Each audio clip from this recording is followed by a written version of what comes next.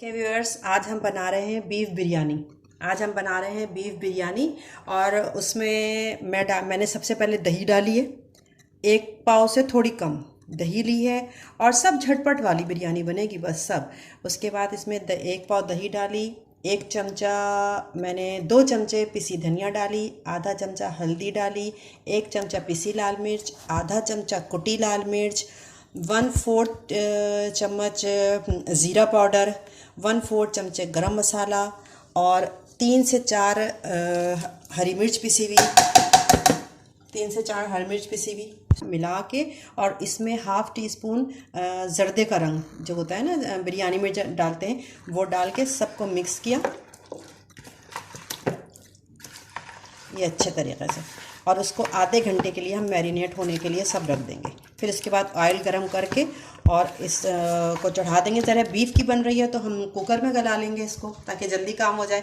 और अगर चिकन की बन रही है, अच्छा चिकन की अगर बनाएंगे तो इस वक्त साथ ही इसमें आलू भी डाल देंगे। अब चूँकि ये बीफ की बन रही है इसलिए जो आलू है वो हम ये जब हाफ़ डन हो जाएगा ना उसके बाद हम आलू डालेंगे, वरना तो आलू तो पूरे गल जाएंगे। ठीक है, चलें अब जब मैं इसको आधे घंटे के बाद मैं चढ़ाती हूँ, फिर मिलते हैं आधे घंटे के बाद। देखें, अब आधे घंटे तक मैंने गोश्त को मैरिनेट कर दिया था। और अब 1 कप ऑयल जो है वो गरम किया। देखें, ये ऐसी बिरयानी है महंगाई के दौर में, यानी कि प्याज कितनी महंगी हो रही है, ये विदाउट अनियन बग़ैर प्याज के ये बिरयानी बन रही है। और आप देखिएगा कितने मज़े की बनेगी। अब जो हमने मैरिनेट करके बीफ रखा था इसको मैं इस ऑयल में डाल दूँगी, सारा अच्छे तरीके से साफ़ करके प्याला, ताकि कोई चीज़ ज़ाया ना जाए।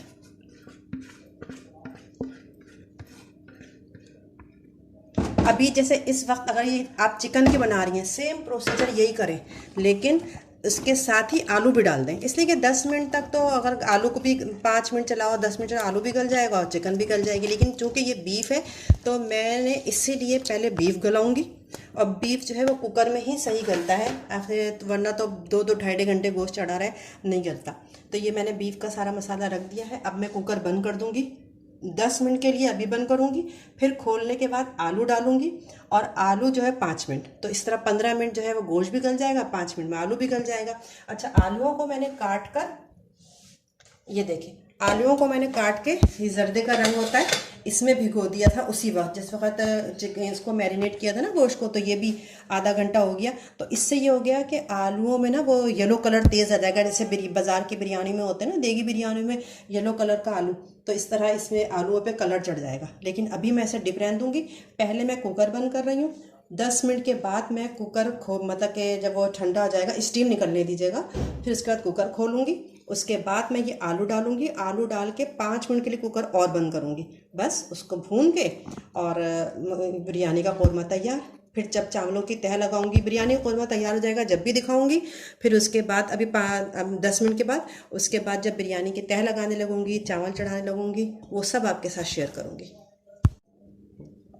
अच्छा व्यूअर्स, जब ये आपने आलू ये बीफ डाला है ना गलने के लिए, उसी वक्त 2 टमाटर भी काट के साथ ही डाल देंगे, ताकि टमाटरों का इसमें टेस्ट भी आ जाए और खड़े खड़े भी ना रहें। ये मतलब कि गलने के साथ गल जाएंगे, बिल्कुल मसाला एक यकजान मसाला हो जाएगा, टमाटर अलग से नज़र नहीं आएंगे आपको। और मिर्चें तो मैंने इसमें शामिल की हुई हैं, पिसी हुई हरी मिर्चें। ठीक है, अब मैं कुकर बंद करती हूँ और मिलते हैं 10 मिनट के बाद। ये देखें व्यूअर्स, ये 10 मिनट में मैंने गोश्त गला लिया बिरयानी का। अब इसमें जो है 5 मिनट में आलू, ये गोश्त तकरीबन आधा गल गया है, थोड़ी सी कसर है, 75% गल गया है। अब मैंने जो आलू रखे थे जर्दे के रंग में भिगो के, अब ये डाल दूँगी। इनका पानी सब मैं पसा के लेके आती हूँ। बन रही थी, ये देखें, ये मैंने सारा वो फेंक दिया इसका पानी, और सिर्फ जर्दे के रंग में भिगा हुआ आलू डालेंगे। अब मैं 5 मिनट और पकाऊंगी। 10 मिनट पहले बीफ बना लिया, अब 5 मिनट आलू के लिए। उसके बाद इसे जब आलू गल जाएगा, फिर मैं इस कुकर का ढक्कन खोल के उसकी गैस स्टीम ज़रूर निकलने दीजिएगा। जब इसकी स्टीम सारी निकल जाएगी तो फिर मैं इसको भून लूँगी। ठीक है, और बस इतना भून लेंगे कि तेल छूट जाए, बस वो कौरमा तैयार हो जाएगा। ये मैंने पानी बॉयल होने के लिए रख दिया। ये देखें, इसमें गरम मसाला सारे 2-3 लौंग, 2-3 काली मिर्च, 2-3 छोटा सा टुकड़ा दालचीनी का और ज़ीरा, ये सब डाल के पानी बॉईल कर लिया। जब पानी में चढ़ा दिया और नमक डाल दिया अपने हिसाब से, यानी कि पानी में। उसके बाद मैं जो चावल भिगो के रखे थे आधे घंटे पहले, अब इसी पानी में, उबलते हुए पानी में ये चावल डाल देंगे। अच्छी तरह से पूरे प्याले के चावल जो है वो इसमें आ जाए। अब इसको चला के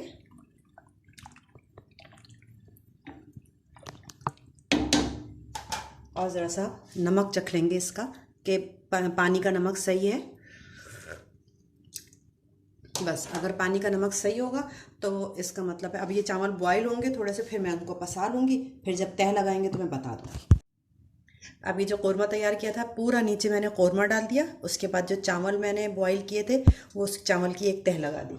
उसके बाद इसमें ज़रा सा जर्दे का रंग डालेंगे। थोड़ा सा मैंने दूध में घोल के डाल दिया और थोड़ा सा ऐसे ही डार्क करने के लिए थोड़ा सा ऐसे ऊपर से, ठीक है। बंद, अरे ज़रा बंद करो। ये जो मैंने कौरमा तैयार किया था पूरा पतीली में नीचे कौरमा डाल दिया और जो चावल अभी बॉईल हुए थे वो चावल पसा के वो चावल ऊपर बिछा दिए। फिर ऊपर से थोड़ा सा जर्दे का रंग मैंने दूध में घोल के डाल दिया और थोड़ा सा जर्दे का रंग, ताकि लाइट एंड डार्क शेड आए ना उसमें बिरयानी में, तो थोड़ा सा जर्दे का रंग ऐसे ऊपर से डाल दिया। इसको जो है चम्मच से ऐसे चला के फैला दिया। फिर एक बार गीला करके, आपके पास ब्राउन पेपर हो कुछ भी हो, इसको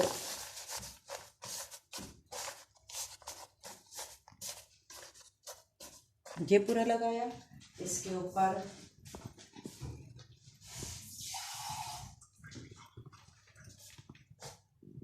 ऊपर थोड़ा सा पानी डाला